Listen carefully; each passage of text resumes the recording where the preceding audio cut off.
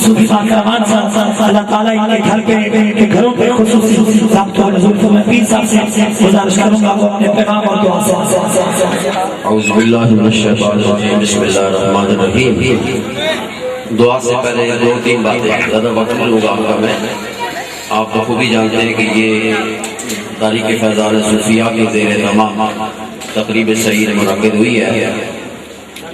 یہ تاریخ فیضان صوفیہ کا تعلق صرف گجرانوالہ سے نہیں بلکہ پوری دنیا کے ساتھ اس کا تعلق ہے اور انٹرنیشنل سطح پر اس کا مرکزی دفتر جو ہے وہ انگلینڈ میں ہے.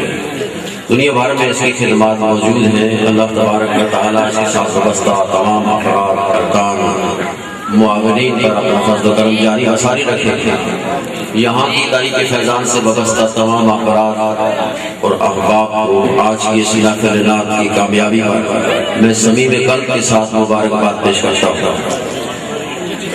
آپ تمام احباب نے نہیں لیکن چند احباب نے مجھے اپنا رہبر اور رہنما تسلیم کیا ہے. اس لیے میں مناسب سمجھتا ہوں کہ آج کی نعت کے حوالے سے کچھ آپ کی راہبری کروں. سب سے پہلی بات یہ ہے کہ یہاں ایک نعرہ لگاتے ہیں آپ سیدی مرشدی.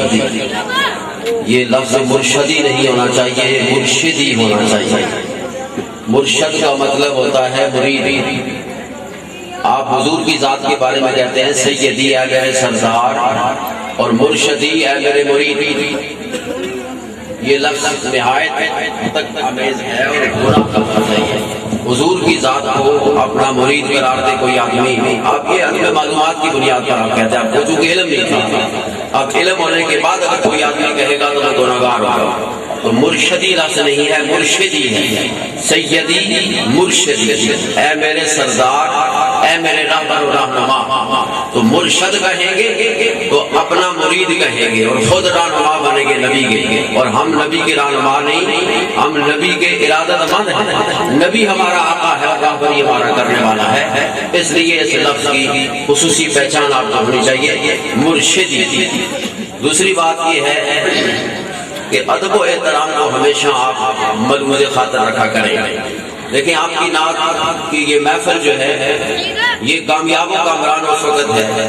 علامہ مفتی احمد یار خان صاحب مرحوم رحمۃ اللہ تعالیٰ علیہ آپ فرماتے ہیں کہ اکثر مجالس سے جب لوگ واپس گھروں کو لوٹتے ہیں تو ان کی حالت ڈرامہ دیکھنے کے بعد جو ہوتی ہے وہ ہوتی ہے. یعنی کسی تھیٹر سے فارغ جب ہوتے ہیں یا ڈرامہ دیکھ کر باہر نکلتے ہیں تو وہ اس مجلس پر بات کر رہے ہوتے ہیں کہ فلاں شخص کی آواز بڑی اچھی تھی، فلاں کی لے بڑی اچھی تھی، فلاں کا سر بڑا اچھا تھا، فلاں کے الفاظ بڑے اچھے تھے، وہ بڑا اچھا اچھلتا کودتا تھا. تو یہ حرکات و سکنات کے بارے میں جب زیر و باس یہ ہو تو سمجھیں یہ کہ آپ ایک تھیٹر سے واپس جا رہے ہیں. اور اگر آپ اس محفل میں موجود ہو کر آپ کی آنکھیں ڈبا جاتی ہیں اور فراغت کے بعد جب آپ گھر جاتے ہیں تو آپ خوف خدا لے کر جاتے ہیں اور محبت مصطفیٰ کر لے جاتے ہیں تو سمجھیں کہ وہ محفل نعت کامیاب ہے. کسی کی آنکھیں ڈبائی نہیں، آپ میں سے کسی کی آنکھیں ڈبائی، کسی کی آنکھوں سے آنسو آئے، لن ترانیاں کرنا، یہ ہاتھوں کو لہرا کر بات کرنا، یہ وجد کی بات ہے. یہ وجد آتے ہیں لوگوں کو، لیکن جن کے دلوں میں پیچھے محبت کی چاشنی موجود ہو ان کو وجد آ جائے تو بات بنتی ہے. اور جن کے دلوں میں محبت نہ ہو وہ وجد کے ساتھ ہاتھوں کو لہرائیں تو ان کی بات بنتی نظر نہیں آتی ہے.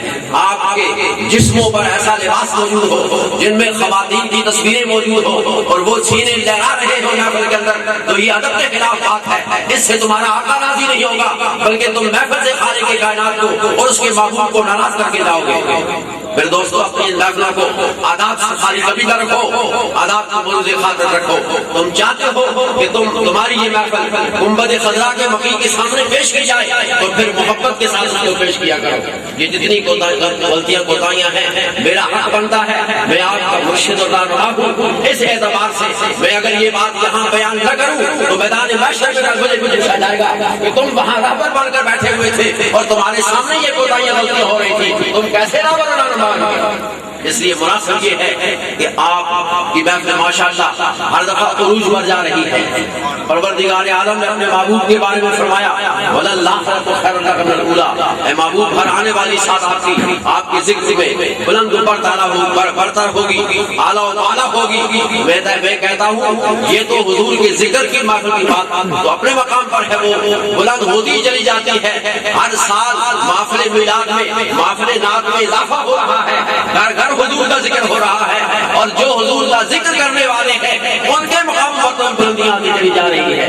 اکرام شاہ صاحب اس سے پہلے بھی اسٹیج سیکرٹری رہے ہیں, نقابت کے فرائض انجام دیتے رہے ہیں, لیکن ہر بار ان کی نقابت کے اندر عروج ہی آتا چلا جا رہا ہے. اور اس دفعہ انہوں نے اس محفل کو ایسے تڑپایا, اس کو اپنے ہاتھ میں ایسے لیا کہ جس طرح ساری محفل ان کے قبضے کے اندر موجود ہے, جس طرف وہ اس کو لہرا دے, جس طرف اس کو وہ تڑپا دے, سمجھ یہ آتا تھا کہ اکرام شاہ صاحب کہ آپ لبوں پر ناچ رہے ہیں اور یہ گرفت پروردگار عالم نے ان کو عطا فرمائی ہے. میں یہ سمجھتا ہوں اور میں ان کے لیے دعا گو ہوں کہ ان کے لباس سے کویت کی خوشبو نہیں بلکہ مدینے کی خوشبو آیا کرے.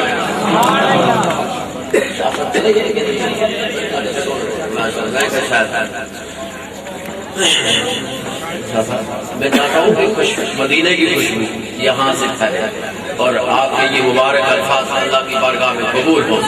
آپ محفل کی جان ہیں اور جتنے احباب نے پڑھا الحمدللہ بہت اچھا پڑھا. اللہ تعالیٰ سب کی یہ التجا ہے نا, آپ محفل نعت میں حضور کی نعت بھی ہوئی, مشائخ کا کام ہوتا ہے ذکر کرانا.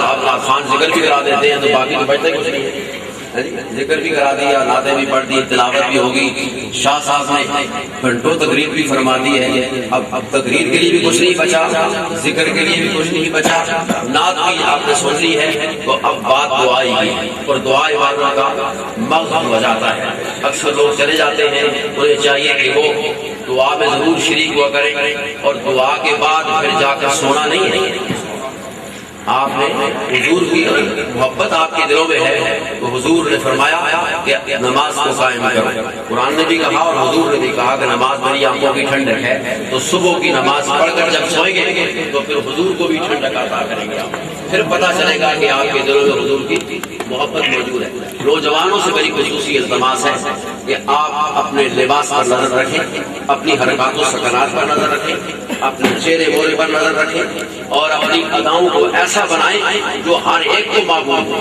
صرف ایک معبود کی خاطر یہ سب کچھ نہ کریں, سب کی نگاہوں کے معبود بننے کے لیے اپنے لباس کی تراش خراش کا بھی خیال کریں اور اپنے چہرے مورے کی کا بھی خیال کریں. اور اگر اللہ کے محبوب کے محبوب بن جائیں اور خالق کائنات کے محبوب بن جائیں تو اس سے بڑی بات کوئی بھی نہیں ہے. اس لیے اپنے چہروں کو داڑھیوں سے سجائیں اور اپنا لباس سنت کے مطابق اختیار کرنے کو کریں. یہ بڑکیلے لباس, بڑکیلے رنگ اور شوق و شنگ لباس جو ہے یہ مناسب نہیں لگتا آپ کے ساتھ. لباس سنت وہ لباس ہے جس سے انسان کا وجود نہ چھلکے, انسان کا وجود باہر نہ آئے, اس کی نمائش نہ.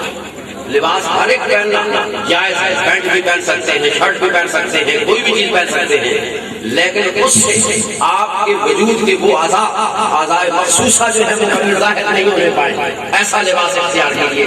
اس لیے میں نوجوانوں آپ سے امید رکھتا ہوں کہ آپ آج کی اس محفل نعت سے جانے کے بعد محبت رسول میں ڈوب جائیں گے, سنتوں کو اپنانے کی کوشش کریں گے, نمازی بن جائیں گے, اپنے ماں باپ کا ادب و احترام کریں گے, بڑوں کا ادب و احترام کریں گے, اساتذہ کا ادب و احترام کریں گے. اللہ تعالیٰ ہم سب کو اس پر عمل کی توفیق